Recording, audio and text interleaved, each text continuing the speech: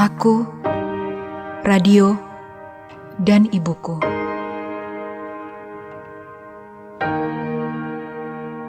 Pagi buta kulalui demi celotehku.